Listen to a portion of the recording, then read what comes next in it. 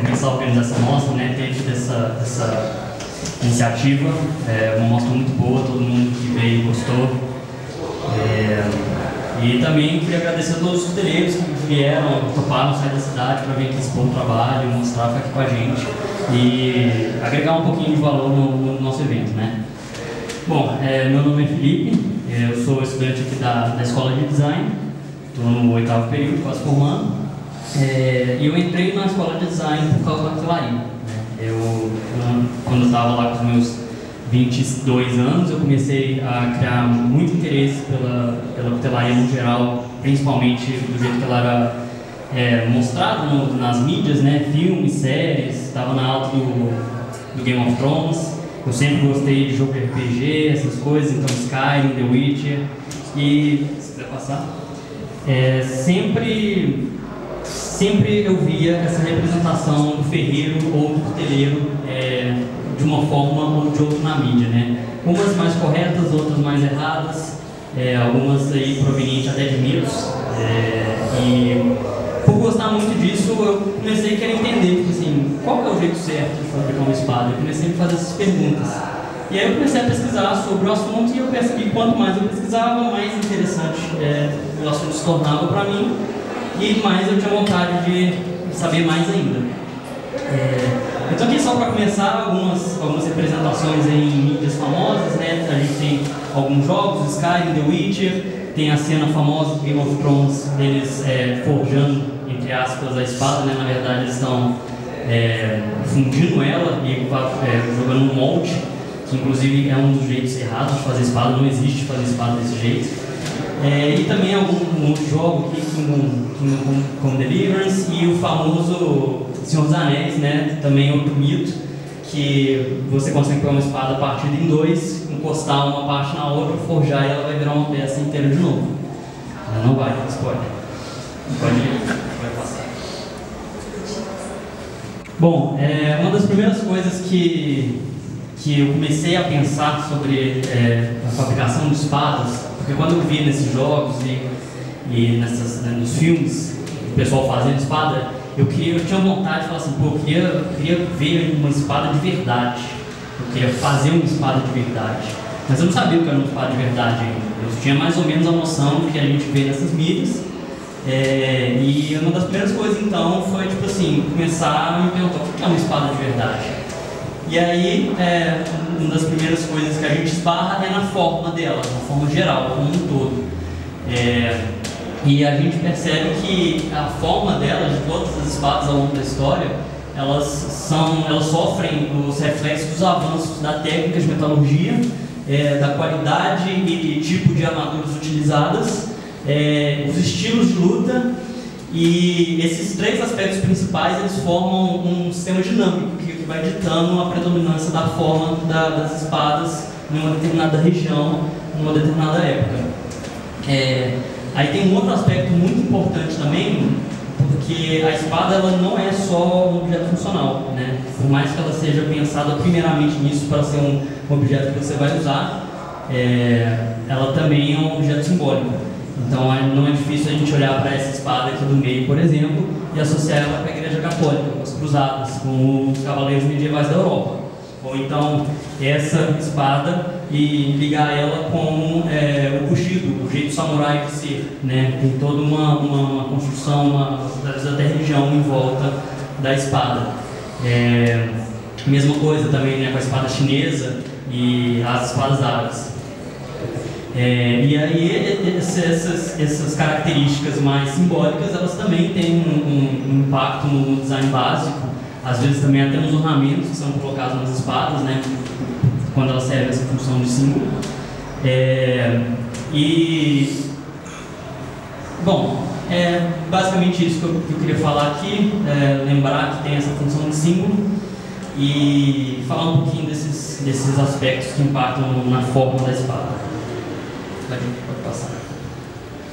Bom, aí agora que a gente entende um pouquinho, né, das espadas, o que elas são, como que elas vieram a ser o que elas são, a gente tem esse choque aí de realidade quando a gente pesquisa espada medieval no Google, né, que não tem absolutamente nada a ver alguns modelos, não tem nada a ver com o que era realmente, é uma coisa totalmente fantasiosa, uma coisa totalmente tirada de contexto, e isso aí para mim representa tudo que eu queria evitar na minha história, no percurso da cutelaria.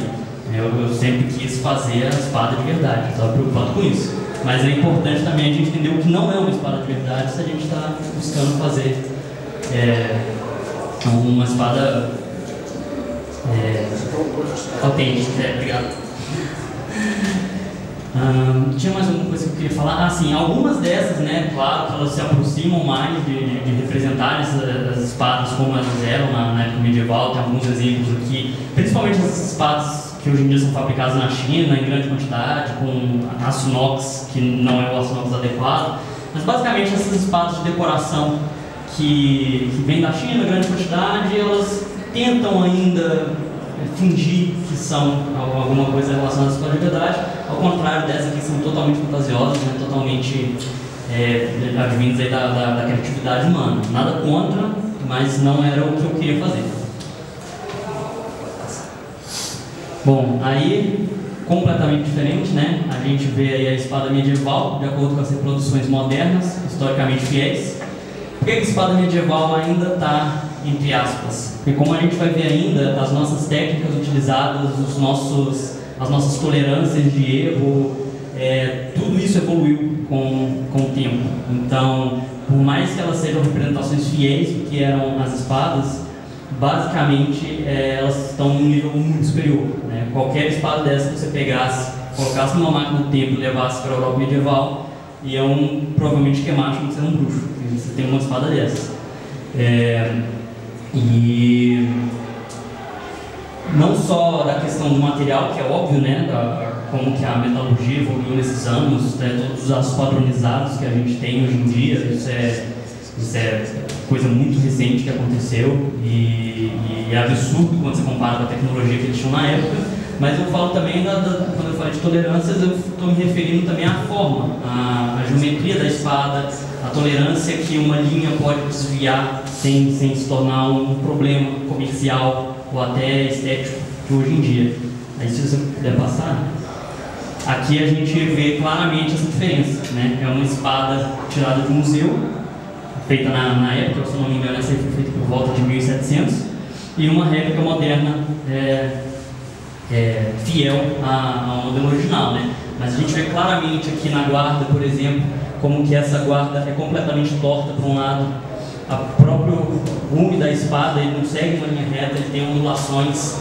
O meio da espada, aqui a espinha, né, dorsal dela, ela tem uma tendência de desviar para um lado ou para o outro, enquanto que na nossa réplica moderna, né, claro que hoje em dia é inaceitável qualquer cuteleiro que se preze, se visse uma espada dessa, ia falar quem foi o cuteleiro que fez para eu ficar bem longe dele, né?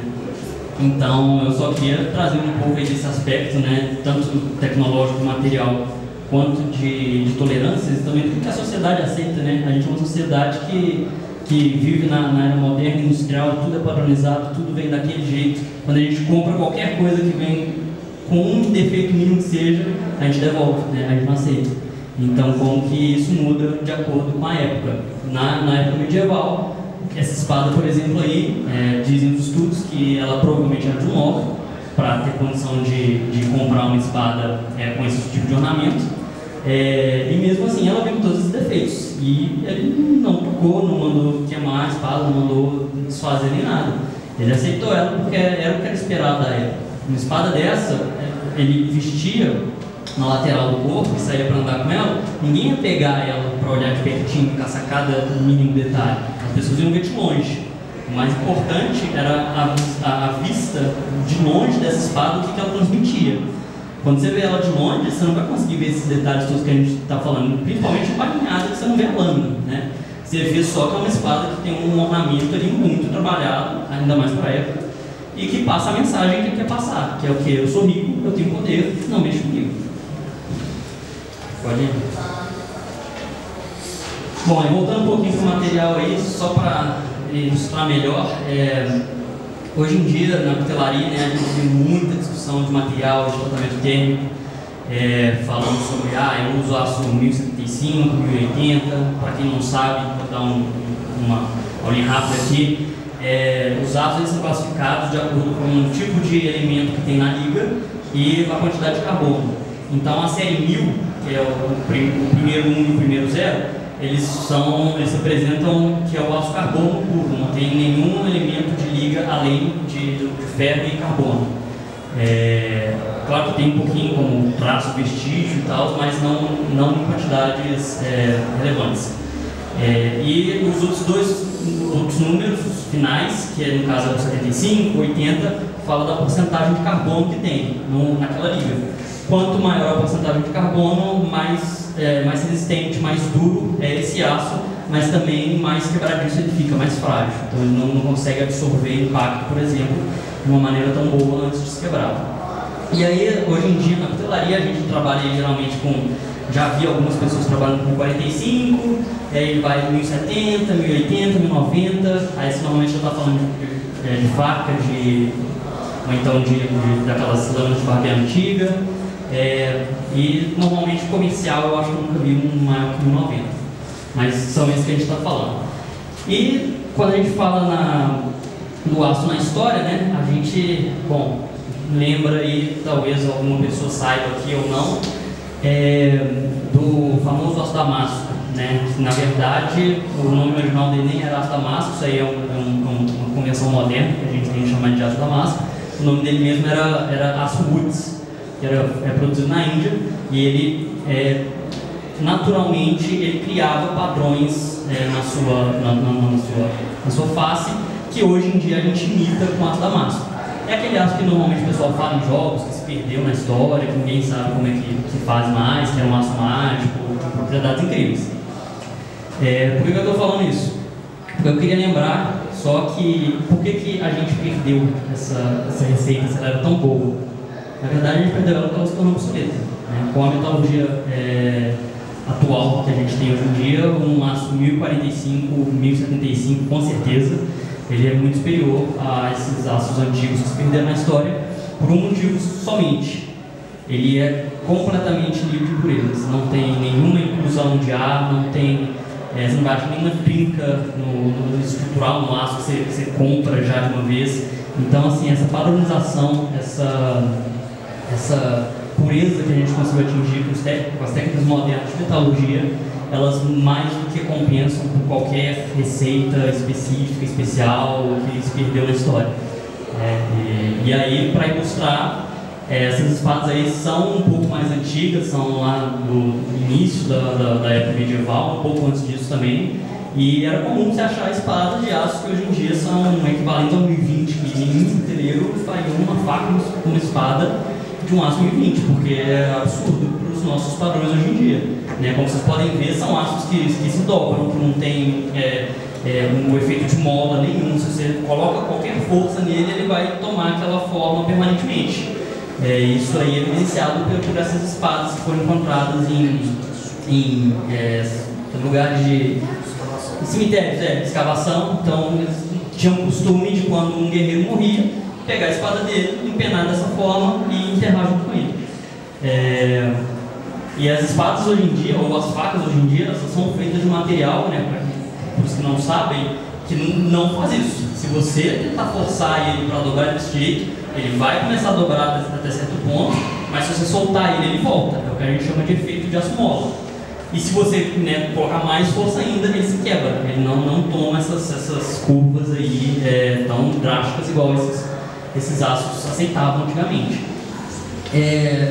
Mas aí você pergunta, por que se o aço era tão ruim antigamente, por que usavam assim, que hoje em dia ninguém acessa ele? E aí você vai ser completamente cercado ou derrotado, porque simplesmente você não está com a arma correta para o tipo de cenário. Outro lugar que as espadas eram muito utilizadas eram também quando você estava, por exemplo, fazendo um cerco a castelo, quando você conseguia finalmente entrar na fortaleza, você não tem espaço para ficar carregando uma lança de 2 metros, 2,5 metros de comprimento. Então, provavelmente você vai para o combate corpo a corpo com uma espada. Aqui vale notar que, além da espada, normalmente eles carregavam do outro lado algum tipo de adaga, alguma faca, que era justamente também o backup da espada. Então, se por algum motivo você ainda tivesse vivo, perdesse a espada, você ainda conseguia se defender minimamente ali e cumprir seu objetivo, né? Bom, aí saindo um pouquinho dessa sessão de mitos e curiosidades sobre a espada, voltar um pouquinho naquela pergunta, o que é uma espada de verdade, né? E como que a gente dá nome para essas. Existem várias tipologias e várias convenções de como chamar as espadas, e cada uma delas, elas são adventos modernos também, que a gente criou para ter mais clareza na comunicação quando a gente está conversando com outra pessoa, saber de qual espada, de qual época que eu estou falando. Mas é importante lembrar que, por exemplo, em 1500, 1400, se alguém fosse chegar para comprar uma espada no ferreiro, no cuteleiro local, não ia virar para o cuteleiro e falar assim: eu quero uma claymore, eu quero uma rapieira. Ele ia falar uma espada. Porque essas espadas, a gente tem que lembrar, elas estão dentro de contextos geográficos e históricos. Então, a rapieira ela foi predominante durante um século, né? Então, um ferreiro que nasceu fazendo uma rapieira provavelmente morreu fazendo uma rapieira, principalmente quando você considera a expectativa de vida da época, né? Umas 3 gerações fazendo o mesmo tipo de espada. Então, eu só gostaria de lembrar isso, porque pode ser que eu use algum nome aqui para me referir a alguma espada que alguém não concorde, mas o importante é a gente se entender, tá? Não vão ficar muito presos à nomenclatura, nem nada não, porque elas foram feitas para facilitar a nossa comunicação. Se a gente está se entendendo, tá tudo certo. Aí eu queria mostrar então um pouco como foi a evolução da espada na história. A gente começa aqui com modelos bem simples, bem parecidos com esse que eu trouxe aqui. Então, a guarda bem pequena, o pomo tem um formato um pouco mais artístico do que virou a moda depois. Espada de uma mão, não existiam espadas de 2 mãos ainda, porque como eu disse aqui, as espadas elas têm impacto da armadura, né, que o pessoal tinha disponível na época. Então, mais ou menos até essa época aqui, não vai dar para ver o ano, mas de cabeça que eu vou falar século XII, século XIII, até essa época a maior parte das espadas elas eram focadas para corte, não para estocada. Por quê? Porque as armaduras da época normalmente eram armaduras têxteis. A armadura de malha de aço ela já existia, mas não necessariamente ela era popular no campo de batalha ainda, né? Porque nem todo mundo tinha dinheiro para pagar uma. E nem se fala das armaduras de placa de aço, né? Que é o que a gente pensa quando a gente pensa naquele cavaleiro medieval, todo montado no cavalo. Isso foi bem mais tarde que aconteceu. Então, tá todo mundo com armadura têxtil, armadura macia, né? Não tem por que eu fazer alguma coisa mais complicada do que uma espada desse tipo, que vai bater na pessoa e vai conseguir penetrar facilmente na armadura. Outra coisa, né, como eu falei, elas normalmente no início elas são espadas de uma mão. A gente vê espadas de mão e meia surgindo aqui, 2 mãos, bem mais pra frente. Por quê? Porque se você não tem uma armadura muito boa, o que você faz? Você usa um escudo. Então, se você está segurando um escudo numa mão, você tem uma espada na outra, ela tem que ter as dimensões, peso adequado para você conseguir usar ela de maneira correta. E aí então a gente vê essa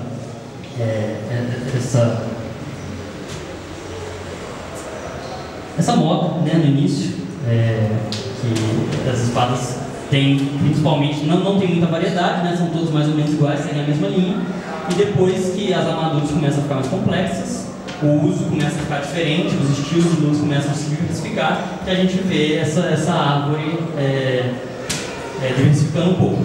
Então, falar um pouquinho das espadas, que tem gente que chama de espada bastarda, tem gente que chama de espada de mão e meia, mas a gente está falando de uma espada medieval que começou a surgir o uso de armaduras ou de malha de aço, e às vezes era mais fácil utilizar a espada com uma mão e meia, como o nome dela sugere, porque às vezes você perdeu o seu escudo, né, e você está com uma armadura que minimamente protege mais que uma armadura texto, você tem a vantagem de ter uma alavanca maior que de uma mão para gerar mais dano no seu oponente. E ao mesmo tempo, começou a surgir nessa época um estilo de batalha por causa dessas armaduras. Como você não consegue cortar elas, o que você tenta fazer é achar os pontos fracos dela. Então, normalmente em juntas, que você não consegue colocar uma placa fixa junto com outra protegente, então você tem que colocar uma por cima da outra. O que virou costume é de você usar a espada até assim, para conseguir mirar ela melhor nessas juntas, nessas imperfeições. Ou então até mesmo na malha de aço, para você furar e abrir os elos que fazem a armadura, que justifica também outra tendência que apareceu, que antigamente as pontas eram todas arredondadas, igual dessas primeiras espadas que eu te mostrei, e depois todas tinham essa ponta afiada, para você ou perfurar a malha de aço, ou conseguir encontrar as falhas nas armaduras de placa. Bom, aí depois, aparecem as rapieiras que, se eu não me engano, começaram a surgir na Itália, as 5 ideias que com certeza eram italianas, começaram a surgir as espadas que nem eram para uso. Essa espada aqui, você não tem uma função para ela, porque a geometria dela é completamente assim, não focada na funcionalidade. Elas são espadas que são simplesmente para você ter e mostrar o seu poder. Como a gente estava falando, a espada também sempre foi um símbolo. Aí a gente vai ter as vertentes, às vezes, suíças, a gente vai ter a famosa Claymore escocesa. Uma dos nomes que a gente confunde muito aí hoje em dia, né, que tem muita batalha, não é Claymore, é Great Sword, é dessa espada. Ela pode ser chamada de Claymore, se você estiver falando da vertente escocesa. Ela pode ser chamada de Great Sword, como ficou famosa aí nos jogos, que é a espada de 2 mãos inteiras, né, normalmente bem comprida. Ela pode ser chamada de Zweihänder, se você falar em alemão. Exatamente. E tem a espadona no espanhol também. Então, só lembrando, não importa como a gente chama, está todo mundo ciente do que a gente está falando aqui. Uma espada de 2 mãos, uso específico para 2 mãos, não pode nem ser utilizado com uma mão, é inviável.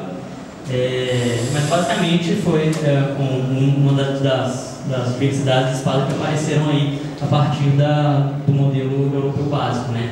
E aí tem as rapieiras, igual eu falei, aí começam a aparecer também aqui bem mais para cima, lembrando que isso aqui é uma linha do tempo, né? Então quanto mais a gente sobe, mais recente está ficando.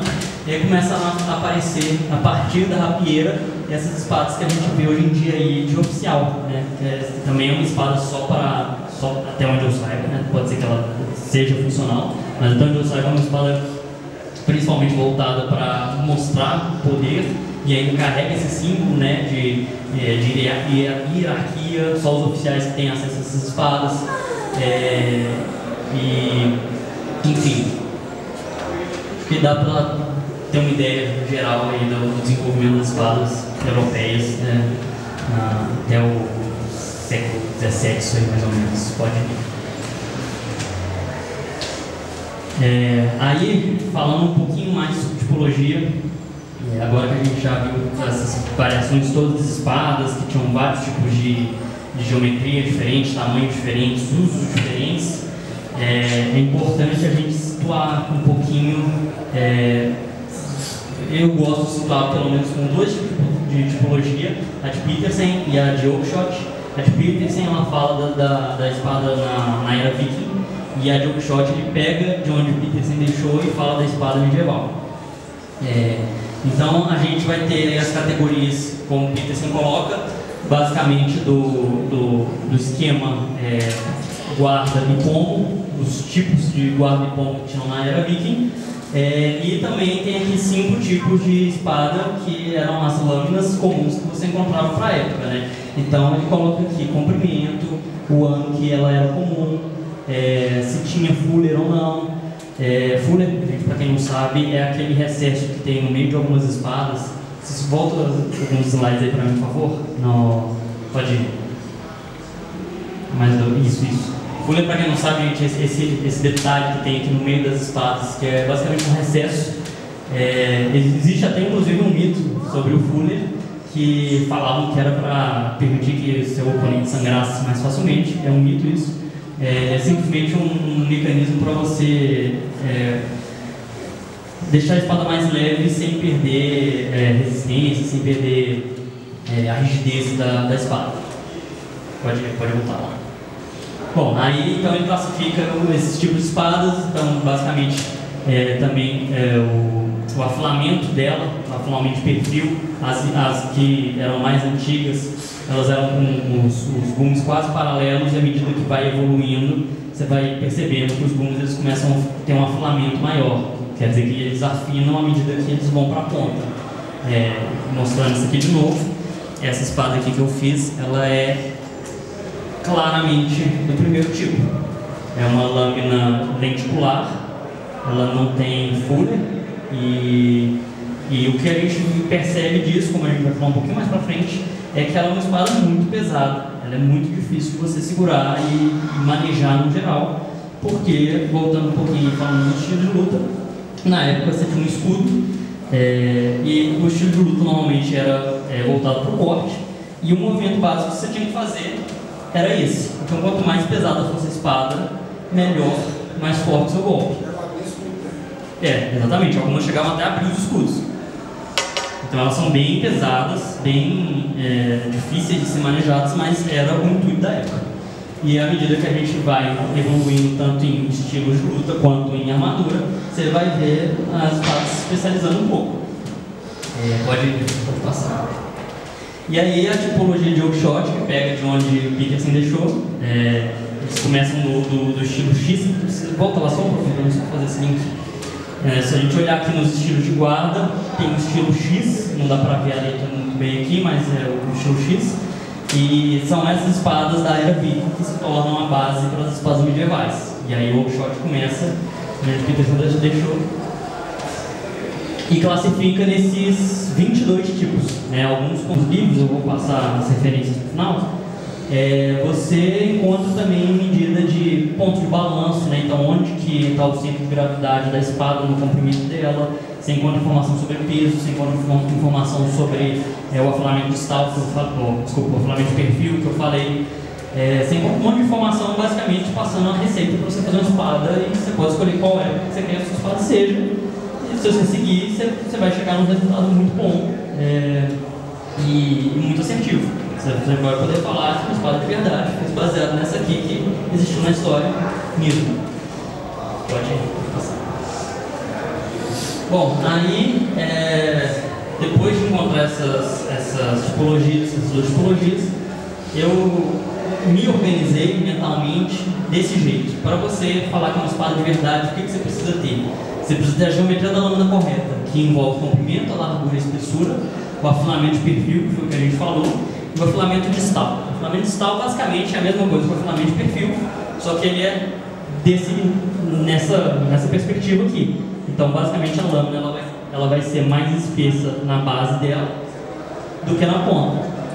Isso é outro mecanismo de manejo de massa para você ter uma espada que seja leve, responsiva, e que você não tem que fazer ela muito fina com dimensões muito pequenas. E seção transversal também é uma parte muito importante da geometria da lâmina. A gente vai falar um pouco mais sobre ela depois, porque é um pouco mais complexa, tem algumas variedades, então eu trouxe um slide só para falar de seção transversal. Outra coisa que você precisa ter para você falar que sua espada é uma espada de verdade são as características estáticas, então peso e centro de massa. Se você tiver uma espada que é muito pesada, que você não consegue manejar, não é uma espada de verdade, é uma espada decorativa. Se você tem uma espada que tem um peso muito para a ponta ou um peso surrealmente no cabo, também é uma espada que vai ser ou ineficiente ou também não vai dar para usar, então não é uma espada de verdade.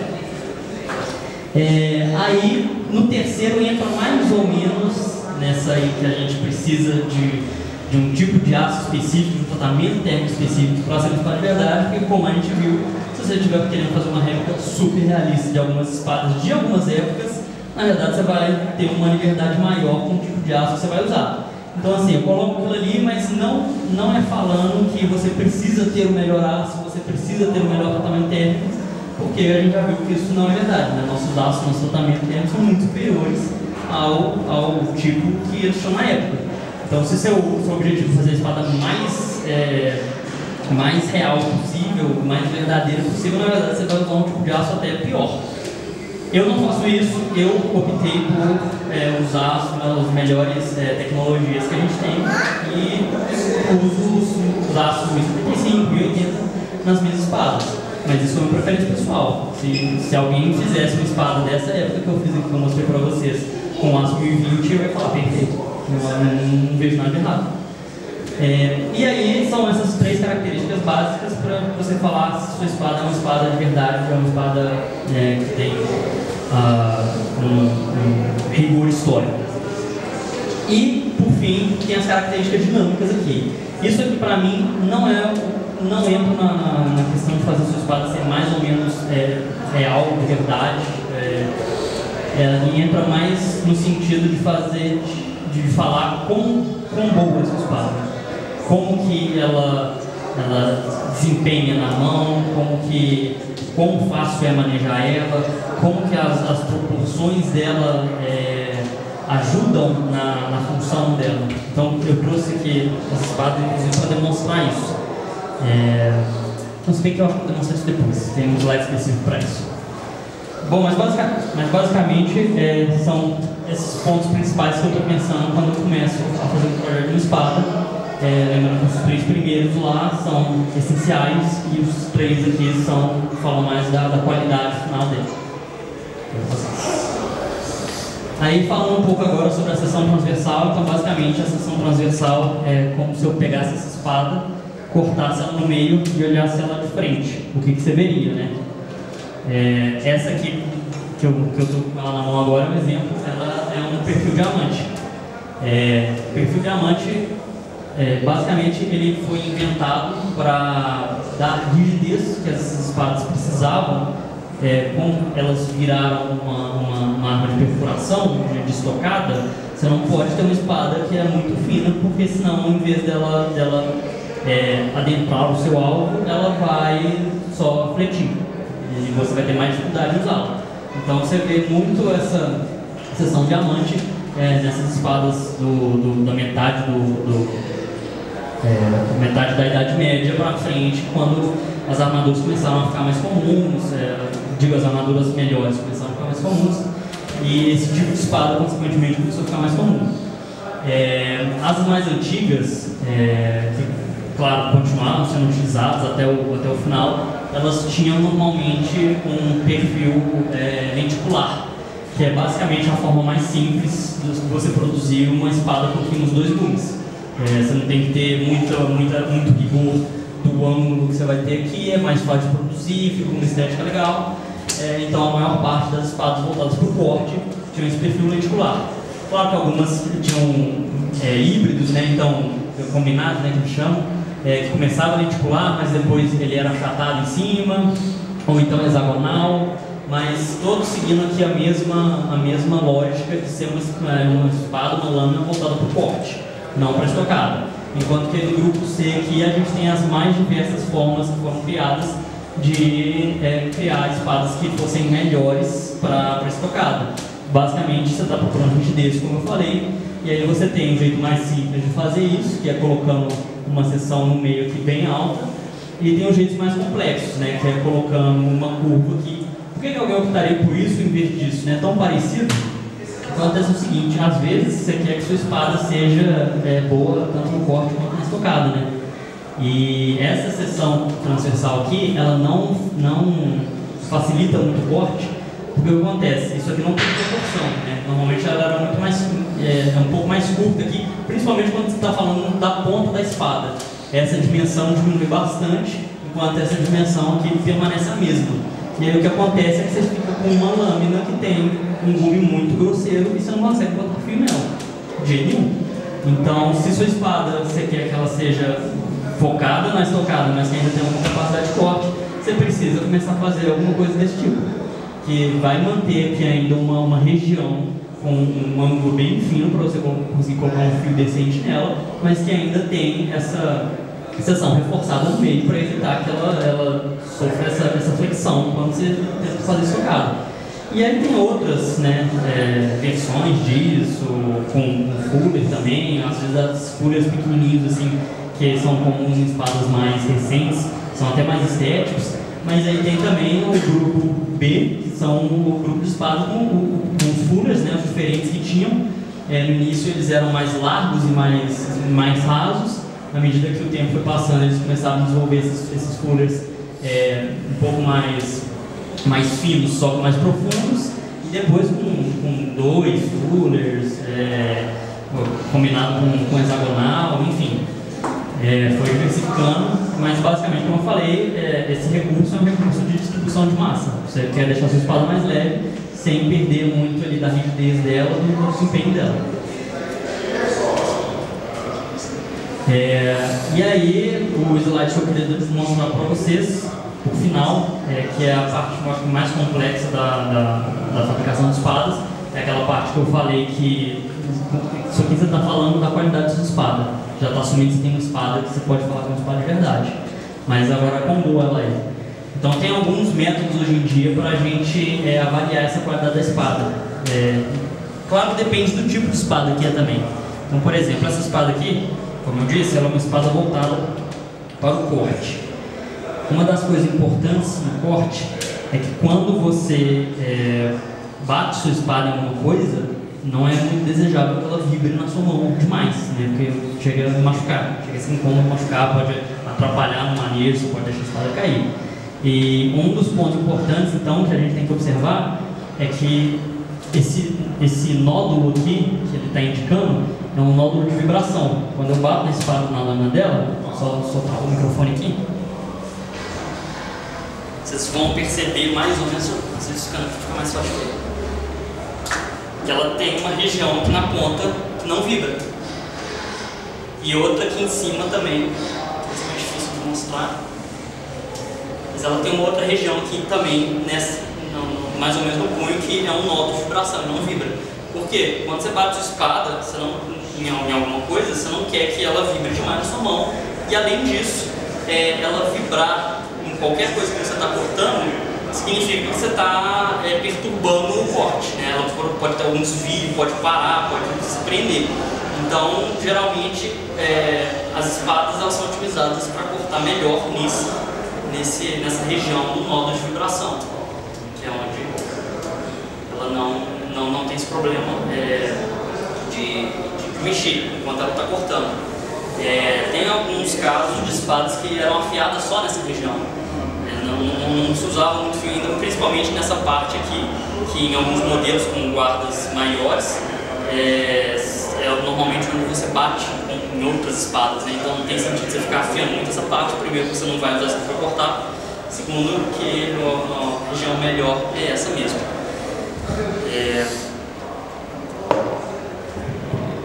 Bom, então esses são os nódulos de vibração, né? Tem um na lâmina e um no cabo. Eles são afetados pelo peso, não pelo peso, pela distribuição de peso da espada. Então, se você colocar um pomo aqui, comparado com ela sem um pomo, esses nódulos eles vão andar. A mesma coisa com os pontos de pivô. Ela tem 2 pontos de pivô, mas isso é porque a gente usa com referência em 2 pontos de fixação. Então, basicamente, quando você fixa a espada aqui na guarda, ela vai pivotar em volta de um ponto aqui. Quando você fixa a espada mais perto do pomo, ela vai pivotar em torno mais ou menos do centro dela. É para isso que eu trouxe essa espada aqui, para demonstrar isso para vocês. Então, se eu segurar ela perto de onde a guarda ficaria aqui e mexer, ela está pivotando mais ou menos aqui em torno dessa região. Se eu segurar perto do pomo, ela está pivotando um pouco mais para cima, perto do ricaço aqui, dessa região. Mas, se a gente colocar o peso no pomo, é só uma simulação, tá, gente? Isso aqui é meio jeitinho brasileiro, mas funciona.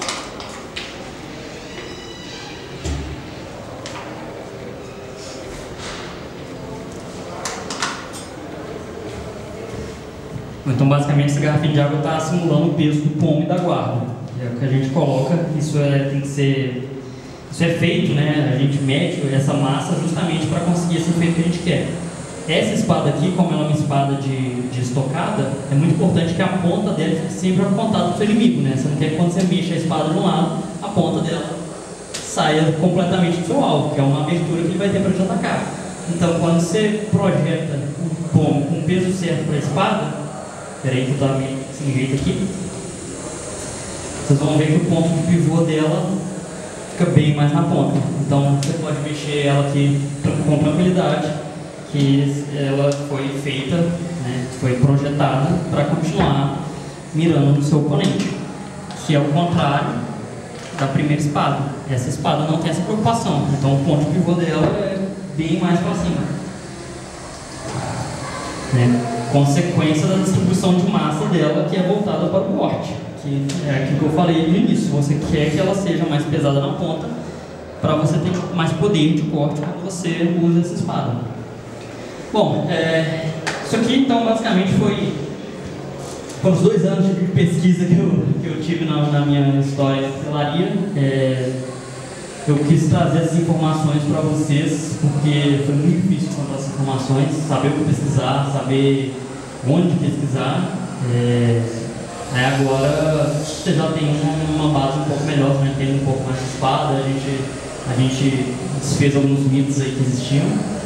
E eu queria falar só um pouquinho sobre as facas, né? Porque essa apresentação, apesar de ter sido totalmente focada na história das espadas e no desempenho das espadas, não é diferente muita coisa para a cutelaria quando você fala de faca, né? Então a mesma coisa, as facas elas são produtos da sua era, da tecnologia que você tem disponível, do tipo de armadura que usam. Então antigamente, quando você fala na era viking, que não tinha essas malhas de aço, armadura de placa, as facas que as pessoas levavam para o combate eram muito parecidas com facas que alguns cuteleiros trouxeram, inclusive. Você está falando dos saques, saques vikings, e são totalmente voltados para o corte, tem até um